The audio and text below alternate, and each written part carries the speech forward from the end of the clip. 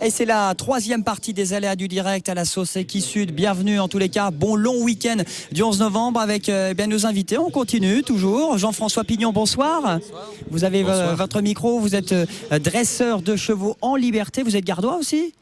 Oui. En effet. Eh bien, effectivement. Et puis Frédéric est avec nous.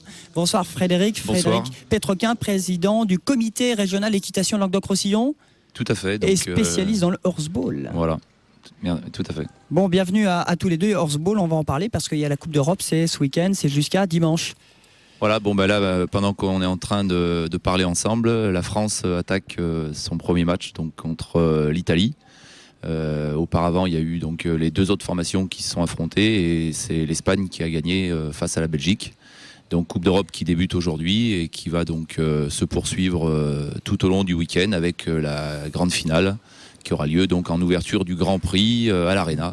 Grande finale à l'Arena et le reste du temps c'est Hall 12. Hein, Hall 12, tout à fait. Du parc des expos pour le horseball. Vous connaissez un petit peu le horseball, Jean-François Pignon ?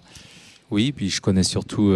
et vous connaissez surtout bien Jean-François ? Vous connaissez surtout bien Frédéric ? Oui, on se connaît, on s'est déjà croisé sur quelques événements en effet. Et puis France-Italie, ça fait toujours vibrer, non ? Ah oui, c'est sûr que c'est très très sympa. Non mais là on a un très beau plateau là, avec les 4 meilleures formations du monde actuelles. Et on espère que la France va remettre son titre en jeu. Hein ? On l'espère. En tout cas, les Espagnols, les 3 équipes sont venues pour défaire les Français qui sont, depuis la création d'ailleurs de la Coupe d'Europe, invaincus. Bon, Jean-François Pignon, bienvenue en tous les cas. Dresseur de chevaux depuis tout petit, pratiquement, vous adorez, vous avez une passion pour cet animal depuis quel âge ? En fait, j'ai commencé le dressage par des moutons et non pas les chevaux, parce qu'il n'y en avait pas à la ferme. On commence doucement, ouais. Mais voilà, il n'y avait pas de poulain, il n'y avait pas de... Non, et ça m'arrangeait, puisque de toute façon j'avais 7 ans, donc les moutons étaient un poil plus à ma taille. Et de fil en aiguille, après quand le cheval est arrivé, naturellement j'ai essayé de reproduire ce que je faisais avec les agneaux et les moutons sur les chevaux. Bon, comment êtes-vous devenu dresseur, Jean-François ? Complètement par hasard, je dirais. Je me suis laissé aller dans mes sensations et dans mon envie de faire des choses qui se faisaient pas forcément à l'époque, même si aujourd'hui le dressage en liberté c'est un petit peu plus diversifié. Et il y a de plus en plus de gens qui le font et qui le font bien. Mais c'est vrai qu'à l'origine, quand je suis parti, j'avais qu'un exemple, c'était éventuellement la liberté qu'on pouvait voir au cirque. Et c'est une toute autre méthode, mais voilà, c'est du plaisir. Bon, c'est du plaisir également à regarder vos spectacles. Vous en avez fait plusieurs. Ce soir, c'est l'événement jeudi de 21h à 23h dans cette Park & Suite Arena qui est magnifique. Bon, il y a le salon Équi Sud, mais il y a surtout votre spectacle qui est unique en France qui s'appelle Trinité. Ouais, en fait, c'est un petit peu une première et une dernière, enfin pour l'instant en tout cas de ce projet. Et voilà, avec l'opéra de Montpellier, avec un groupe de danseurs aussi, de danseuses. On a essayé de faire une petite histoire là-dessus. Moi, je me suis pas trop occupé de la chorégraphie et tout ça, puisque j'étais en tournée et en fin de préparation de mon film. Donc voilà, j'arrive un petit peu en touriste là, j'essaye, j'ai les pompes dans ma poche et j'avoue qu'hier soir j'étais un petit peu perdu dans la répétition, mais ça devrait le faire. Bon, ça devrait le faire. Alors, parlez-nous un peu de ce spectacle Trinité. C'est assez aérien. Le spectateur qui va venir va vraiment en prendre plein la vue. On essaye de mettre en place un truc un petit peu original, en effet, d'amener plusieurs groupes. C'est vrai que j'ai parlé des danseuses, mais j'ai pas parlé des acrobaties. On a les trapèzes qui sont déjà en place là pour ce soir et des choses comme ça. Alors, on a essayé aussi de mélanger les chevaux en liberté et d'amener un petit peu de pas faire simplement des numéros les uns après les autres et d'essayer de faire toute une construction et éventuellement une petite histoire au travers. Alors c'est pas votre premier spectacle, vous en avez fait d'autres, Jean-François Pignon, exactement. Ouais, j'ai l'âge d'en avoir fait quelques-uns déjà. Alors ça, on voit des images, c'était quand ça ? Oula, ça c'était en 2004, c'était une création, Le Pardon. Après ma conversion à Dieu, je me suis réconcilié avec mon frère et après j'ai mis en place ça en spectacle, tellement je trouvais ce moment magique de réconciliation. Voilà, donc on a mis en scène 2 groupes qui se mettaient en rivalité et qui finissaient par se réconcilier. Qu'est-ce qui est le plus dur à réaliser dans un show pareil, dans une création pareille, quelle qu'elle soit, comme ce soir Trinité ? Parce que vous dressez des chevaux, voilà, c'est quand même des animaux ce soir. Ouais, ça c'est sûr, mais quelque part c'est ce qui fait un petit peu l'instant magique, c'est que ça rend la fragilité et ça rend aussi chaque spectacle unique. Quelque part on pourrait partir sur une même création. Malgré tout, on a on a à chaque fois des choses nouvelles qui ressortent. À moi de respecter et de rechercher la symbiose avec mes chevaux. Et puis après, il y a la symbiose avec les autres artistes, tout ça. Donc là, la chose la plus dure à concrétiser ce soir, c'est de réussir de faire de toutes ces équipes un seul et même spectacle. Donc il y a 20 tableaux, vous présentez la Trinité en tout. Voilà, c'est ça, il y a 20 tableaux. Ouais. Donc des artistes, il y a l'Opéra Junior, les chœurs de l'Opéra de Montpellier qui seront là. Il y avait ça aussi comme problème logistique. Il fallait qu'on puisse changer de chœur sans changer de place. Donc il a fallu rajouter des micros, histoire de gagner du rythme un petit peu. C'est un spectacle qui va se vouloir poétique, à savoir que dans la poésie, il y a toujours un piège, c'est de tomber dans la mollesse. Donc on est vraiment ce soir tenu à essayer de bien soigner les enchaînements. Ballet équestre, danseurs, artistes aériens pour ce spectacle Trinité. Il reste encore de la place ce soir à 21h dans quelques heures dans cette Park & Suite Arena. Frédéric, vous connaissez bien Jean-François. Qu'est-ce qui vous surprend dans son spectacle, dans sa passion? Qu'est-ce que vous avez envie de lui dire? Eh bien, non, c'est ce que je disais. Donc, on s'est rencontrés souvent, et ce qui m'impressionne le plus, c'est justement l'écoute de ses chevaux. Moi, la première fois que j'ai vu Jean-François, c'était à Stockholm. Quand il couche donc tous ses chevaux et qu'il y a l'immobilité parfaite, avec une salle qui est bondée, ça met, d'ailleurs j'en ai la chair de poule. C'est vraiment quelque chose que quand on connaît l'animal, quand on voit un petit peu aussi la manière dont il faut procéder pour les contrôler, de voir ça, c'est magique, quoi. Pas trop, ça va me coûter cher. Il y a beaucoup de fleurs là. Non, ouais. mais c'est sincère aussi. Non, mais voilà, c'est vraiment le truc. C'est parce que bon, voilà, on fait vraiment horseball, c'est pareil, quoi. Il y a le couple qui avait les chevaux, on joue avec le cheval, et là, pour le coup, on sent que les chevaux s'éclatent avec Jean-François, donc c'est super. Alors c'est quoi? C'est des heures de patience? C'est quoi le plus vraiment pour être un bon dresseur? Ça se fait pas du jour au lendemain. Depuis l'âge de 7 ans, Jean-François Pignon. Ouais. En fait, il n'y a pas de secret. Je dirais que le but du jeu, c'est de mettre un bon état d'esprit.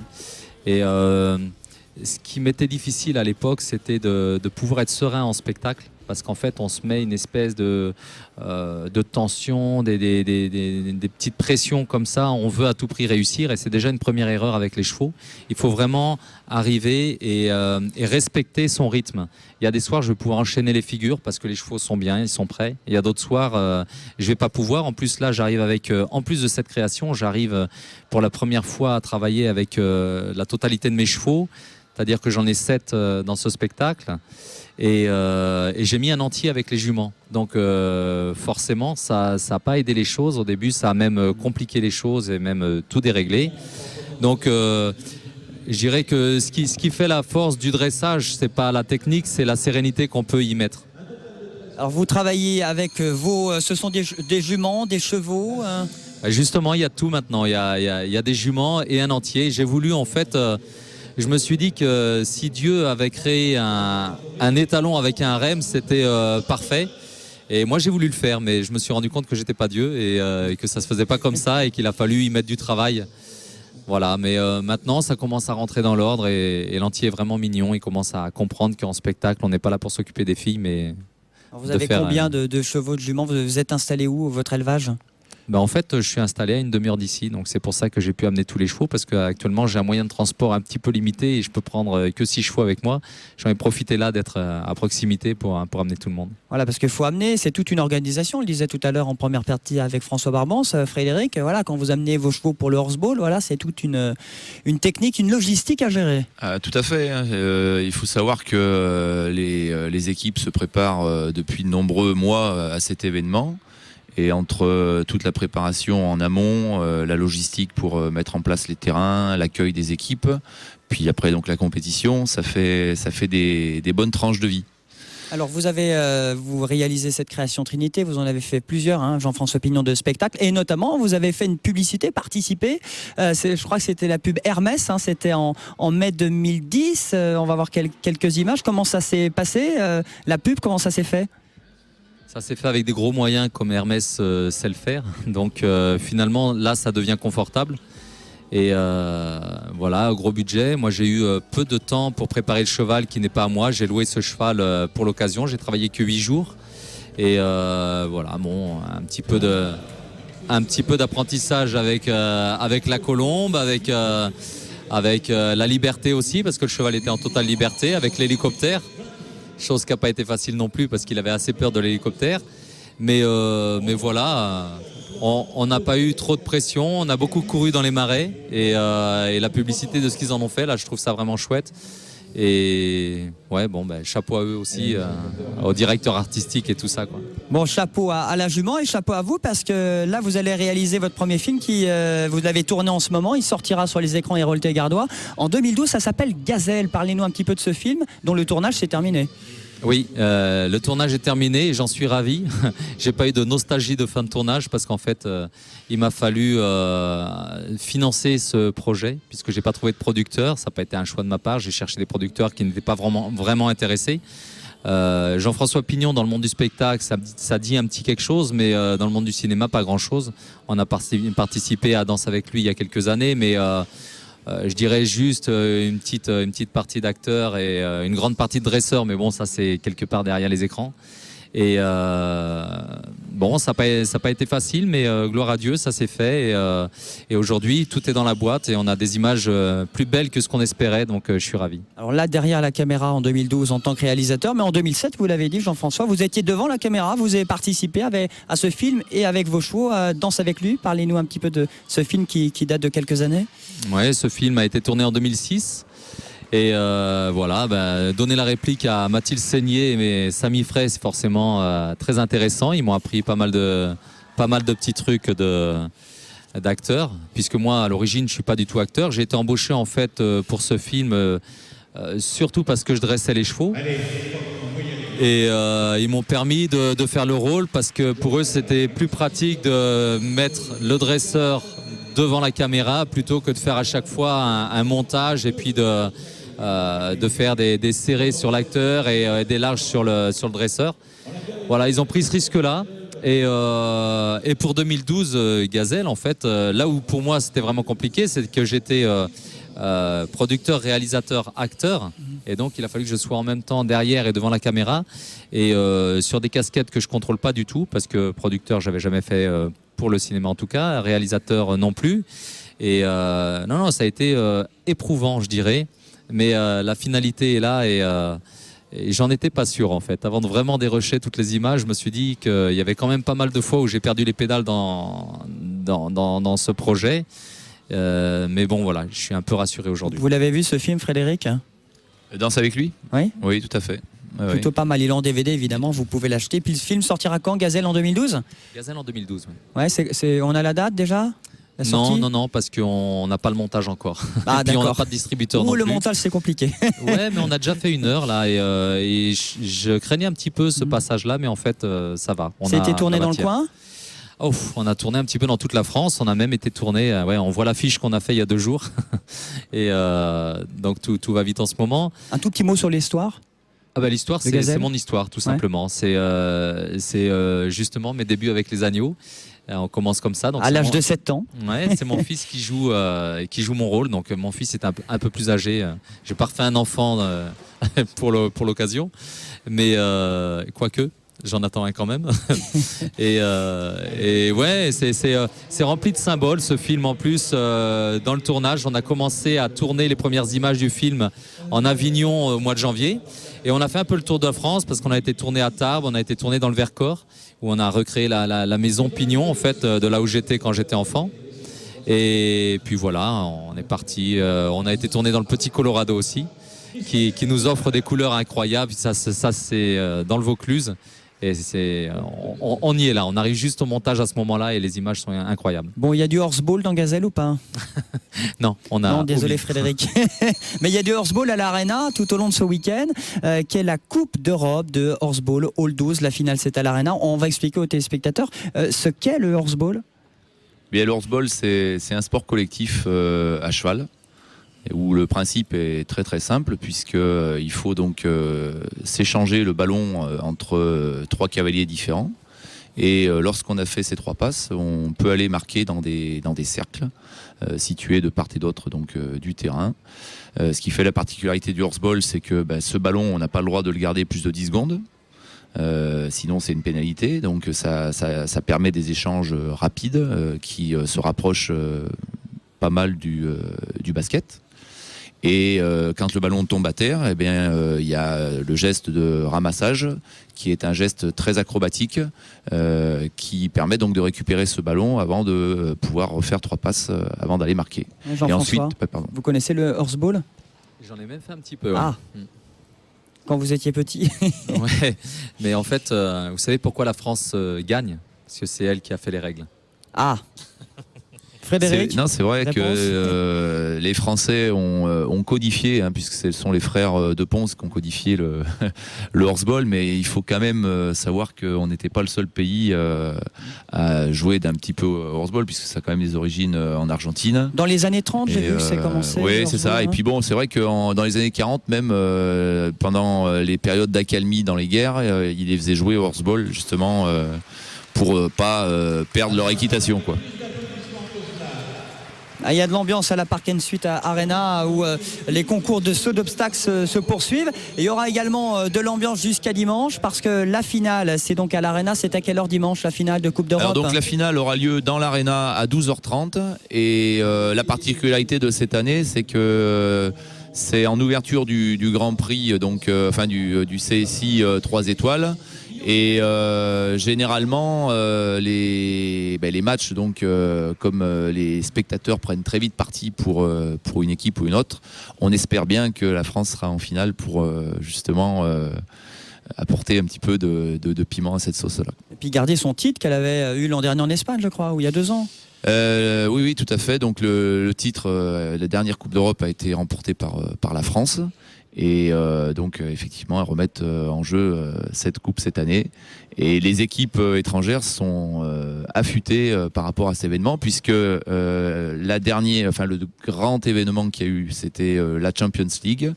Et l'équipe donc championne de France, qui est l'équipe d'Arles, a perdu en finale de la Champions League contre une équipe espagnole, justement. Eh ben, on va écouter le sélectionneur de l'équipe de France, qui est Thomas Soupe, qui est l'entraîneur des tricolores pour le horseball. Écoutez ce qu'il nous disait, il est interrogé par Sébastien Moujol.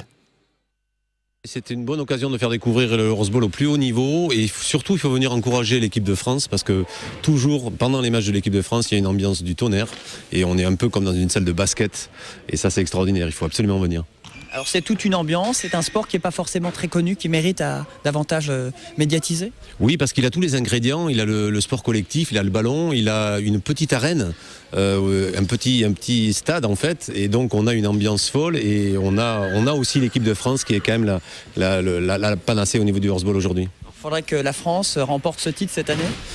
Oui, parce que quand on est en France, on se doit de le remporter, donc on fait tout et on s'est préparé pour le remporter effectivement cette année. Un dernier mot sur le horseball, il y a beaucoup de régionaux du Languedoc-Roussillon qui seront là ce week-end. Alors il y en a mais qui sont pas loin, mais c'est plus dans la région du Sud et il y a beaucoup de gens qui vont venir aussi et il y a beaucoup d'écoles de horseball qui vont venir nous encourager, mais ils sont à des niveaux juste un petit peu inférieurs, mais il y en a énormément. Un dernier mot, c'est aérien, c'est spectaculaire. Qu'est-ce qu'on peut dire sur le horseball, sur ce sport? Gigantesque. Voilà, jeu super intéressant, super surprenant. Qu'est-ce que vous avez envie de dire en conclusion, Frédéric? Il faut venir voir. Voilà, c'est ce que j'allais dire. Ouais. Il faut venir nombreux, encourager la France dans cette Coupe d'Europe. Combien pas de disciplines, combien de nations représentées? Cette année, 4, en sachant que l'Espagne, l'Italie, la Belgique et la France. Et il faut quand même aussi dire que l'année prochaine, aux mêmes dates, il y aura le championnat du monde. Et il y a quand même 25 pays qui sont inscrits à la Fédération internationale. Donc ça promet du très très beau spectacle pour l'année prochaine. Ce sera à Montpellier? Ça sera à Montpellier. Ah voilà également. Une info, effectivement. Voilà. Bon, très bien. Merci beaucoup Frédéric d'être venu sur ce plateau. Jean-François Pignon, merci beaucoup. Le spectacle Enchanteur par sa magie et son originalité, eh bien c'est ce soir, c'est Trinité. C'est à partir de 21h. Pas trop de pression à quelques heures. Comment ça se passe en général? Vous êtes calme? Les chevaux sont comment? Ouais, non, maintenant... Il faut être serein parce que c'est ce qui va aider les chevaux dans une nouvelle ambiance comme ça. Donc voilà, à moi de leur donner tout ce que je peux pour les aider. Bon, l'air, la terre, le feu, le spectacle est là, c'est Trinité, c'est unique en France et en Languedoc-Roussillon. C'est ici chez nous à Montpellier. Le spectacle 21h entre 38 et 48 € la place. Il reste des places? Oh, il me semble, hein, l'arène est grande. Bon, 14 000 personnes, je crois. Donc, effectivement, il va y avoir de l'ambiance et du monde. Merci à vous, les amis Frédéric et Jean-François, d'être venus. Les aléas du direct, c'est déjà terminé. Spécial Equisud, c'est jusqu'à dimanche. Profitez-en, l'entrée, c'est 12 €, un petit peu plus cher pour regarder les sauts d'obstacles. Voilà, c'est un forfait. Il y a plus d'infos sur le site de la Park & Suite Arena. Merci à la réalisation technique, à Sophie Carloni. C'est déjà terminé. Profitez bien de ce long week-end du 11 novembre. Vive les chevaux. Il n'y a pas que les taureaux dans la vie, il y a aussi les chevaux. Et on se retrouve lundi en pleine forme pour les aléas du direct. Bon week-end à tous, merci.